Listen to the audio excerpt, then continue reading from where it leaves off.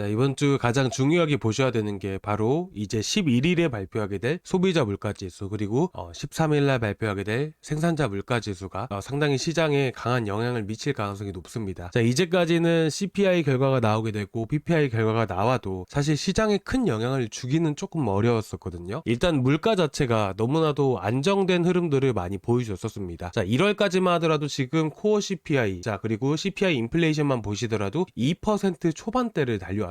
근데 얼마 전에 또 이제 전쟁이 발발을 하게 되고 지금 보시다시피 유가 자체가 일봉상 흐름으로 봤을 때도 자, 하루 만에 이렇게 또 큰 상승력을 또 보여줬었어요. 보시면 유가가 상승했을 때가 3월 2일부터 강하게 급등을 보여줬는데 저점 구간들부터 해서 70% 넘게 급등을 보여줬습니다. 이렇게 유가가 급등을 하다 보니까 여러분들 주유소만 가시더라도 충분히 체감이 되실 거예요. 1,600원대 유지해주던 이제 기름값이 2,000원대까지 훌쩍 넘어버리는 자, 그런 상황들이 또 만들어졌잖아요. 이렇게 여러분들이 실질적으로 이제 체감을 하실 정도면 당연히 실제 실물 경제에도 영향을 미치는 부분들이다 보니까 아무래도 물가 상승을 기여를 할 수밖에 없는 부분들이잖아요. 그래서 지금 CPI가 이번 주 가장 중요한 핵심 지표다, 이렇게 여러분들께 먼저 말씀을 드리고 싶어요. 그래서 오늘은 자, CPI를 볼 때 우리가 가장 중요하게 봐야 되는 것들이 분명히 있고, 그리고 CPI 결과에 따라서 시장에 대한 전체적인 흐름들을 여러분들께 자세하게 좀 말씀을 드리고자 합니다. 자, 먼저 오늘 유가에 대한 이슈부터 좀 말씀을 드릴게요. 자, 오늘 보시면 단 하루 만에 보시면 98달러 구간에서 이제 전날 종가가 90달러 구간이었는데 120불 구간까지 급등을 보여줬습니다. 30% 넘게 급등을 보여줬었죠. 근데 지금 보시다시피 G7에서 자, 석유 비축량을 방출을 하겠다라고 얘기가 나와줬잖아요. 자, 그렇다 보니까 어떻게 됩니까? 당연히 유가 상승분이 반납이 될 수밖에 없는 거예요. 자, 지금 보시다시피 4억 배럴을 방출을 한다라는 부분들은 이 공급량을 확대해 나가는 부분들이기 때문에 결국에는 유가 자체가 하락이 나와줄 수밖에 없는 겁니다. 그렇다 보니까 같은 시간대에 지금 보시면 일봉상으로 봤을 때 현재 나스닥 100 지수인데요. 보시면 노란 색깔 200일선이 정말 중요하다라고 여러분들께 말씀을 드렸잖아요. 자, 오늘 내용 진짜 너무나도 중요합니다. 여러분들 오늘 영상 꼭 놓치지 마시고 끝까지 시청해 주시면 정말 감사드리도록 하겠습니다. 정말 많이 도움되실 내용이에요. 일단 200일선을 이탈하게 됨으로써 오늘 이 이슈가 나오자마자 다시 한 번 더 하락폭이 점차 줄어들게 되면서 다시 한 번 더 상승세를 타기 시작을 했습니다. 하지만 지금 일봉상 흐름 보시게 되시면 이미 200일선은 이탈해버린 상황이에요. 자, 그렇다시피 현재 200일선에 다시 한 번 더 안착을 해줄 수는 있겠지만, 이런 흐름들도 충분히 나오겠지만, 이렇게 다시 한 번 더 200일선을 돌파하고 안착해주기 위해서는 유가 자체가 지금 100불 구간에 있는데 이 여기서 급락을 아예 보여줘 버리던지 이런 식으로 흘러가든지, 아니면 하나의 이슈라는 게 분명히 나와줘야 됩니다. 그래야지만 다시 한 번 더 강세를 보이는 자, 이런 흐름들이 나올 수가 있어요. 자, 그거에 대해서 좀 자세하게 여러분들께 말씀을 드릴 건데요. 일단 200일선을 한 차례 이탈했다라는 것은 한 차례 단기적으로 추세 자체가 꺾일 가능성이 높다라고 보시면 됩니다. 2025년도 3월 달에도 200일선 꺾이자마자 별다른 호재가 나오지 않고 회복해주지를 못하니까 그 다음부터 하락세가 계속해서 이어졌잖아요. 마찬가지입니다. 지금도 마찬가지로 200일선, 자, 이때가 200일선을 이탈했잖아요. 이때도. 그러면 마찬가지로 지금도 보시면 아시겠지만 200일선에 간당간당하게 버텨주고 있는 상황이에요. 결국 200일선 24,450포인트 구간에 안착을 해주기 위해서는 결국 이번 주 가장 중요한 이슈 CPI, 그리고 생산자 물가 지수가 그래도 무난하게 나오는 정도, 어떻게 보면 최악의 상황까지만 안 나온다면 충분히 회복되어 줄 가능성이 저는 높다라고 생각을 합니다. 그래서 우리가 CPI가 정말 어떻게 나오는지 자, 그런 부분들을 꼭 체크하고 봐야 되겠죠. 자, 근데 중요한 게 한 가지 더 있습니다. 우리가 어쨌든 투자 전략을 세우고 제가 계속해서 단타 종목들도 나가고 있잖아요. 근데 그 단타를 하기 위해서는 시장의 돈이 어디로 흘러가는지를 우리가 가장 먼저 체크를 해야 돼요. 시장의 흐름들을 봤을 때 자, 전체 암호화폐 시장의 비중을 가장 많이 차지하고 있는 코인이 뭔가요?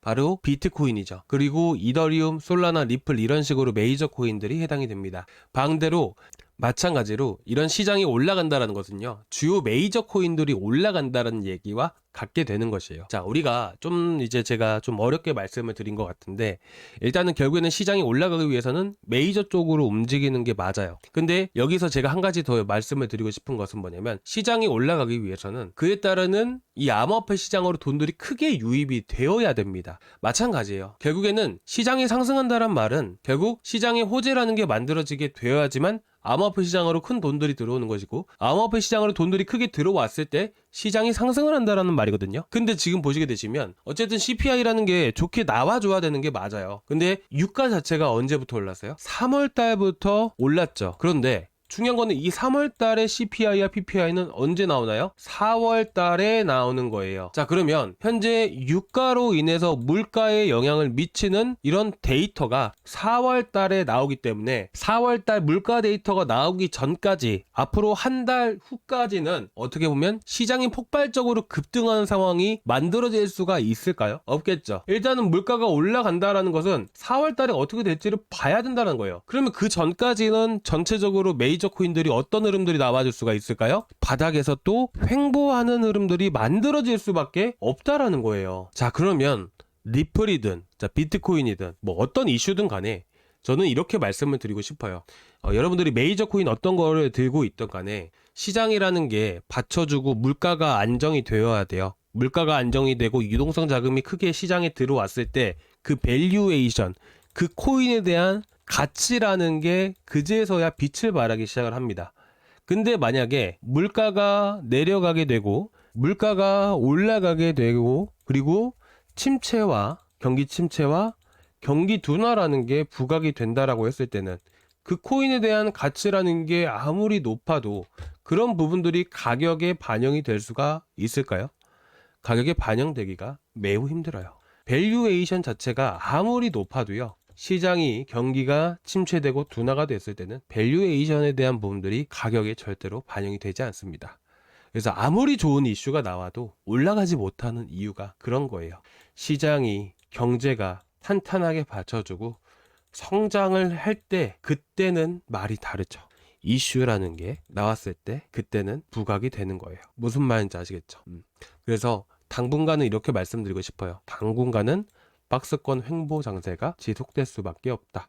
그래서 우리는 어떤 전략을 갖고 투자를 해야 된다? 단타, 메이저 쪽으로 자금이 쏠리지 않는다라고 말씀드렸죠. 그렇기 때문에 어떻게 됩니까? 시장으로 잡코인들 쪽으로 자금들이 많이 쏠리게 돼요. 물론 이 박스권 안에서 등락이 있을 때는 메이저가 움직일지라도 그런 시기들을 제외하고 보게 된다면 대부분 코인들의 자금들이 어디로? 시장에 잡코인으로 많이 이동을 하게 된다. 그래서 우리가 단타를 계속해서 체크하고 봐야 됩니다. 그래서 여러분들께 최근에 더블제로도 나갔었고 토시도 나갔었고요. 그리고 칼데라도 노리셔야 됩니다. 라고 말씀을 드렸었죠. 그래서 지금 더블제로 같은 경우에는 보시면 100원부터 해서 100원, 108원 구간들 이렇게 잡아드렸었잖아요. 그렇죠? 그래서 지금 조금씩 올라가고 있는데 116원 구간들 돌파를 하게 되면 최소한의 130원까지 급등을 할 수 있다 보니까 현재 보유 중이신 분들 계속해서 보유해 나가시기 바라고요. 자, 그리고 지금 보시면 아시겠지만 저희가 지금 엊그저께 매도 잡아드렸던 게 또 라그랑주죠. 라그랑주도 35% 이렇게 또 수익을 받고요. 어드벤처 골드도 34%, 자 32% 이렇게 또 매도 잡아드렸습니다.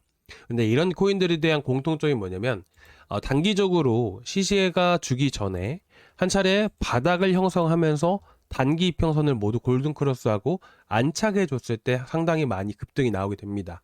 그래서 지금 더블제로 같은 경우도 120원에서 130원까지 충분히 급등할 여지가 남아 있고요. 그리고 민코인 반등 나오기 시작을 하게 되면 정말 크게 급등하는 거 알고 계실 거예요. 그래서 지금 토시 같은 경우에는 0.305원에서 0.30원 자리들 계속 추천 나가고 있죠. 꼭 체크하고 보셔야 됩니다. 현재가도 충분히 매수가 가능하세요. 자, 그 다음에 봐야 되는 게 칼데라입니다. 칼데라도 제가 이 바닥에서부터 박스권 하단 노리셔야 됩니다 라고 말씀드렸었죠. 그래서 200원에서 208원 구간들 넉넉하게 잡아드렸는데 이것도 현재 210원대만 자체 돌파를 하게 되었을 때는 230원까지 충분히 급등 가능하니까 이 세 코인들 이렇게 꼭 체크하고 보시기 바라고요. 일단은 저희가 지금 3개를 계속 유지를 하고 있는데 얼마 전에 어드벤처 골드랑 라그랑주 매도 나가면서 다시 잡아드렸던 코인이에요.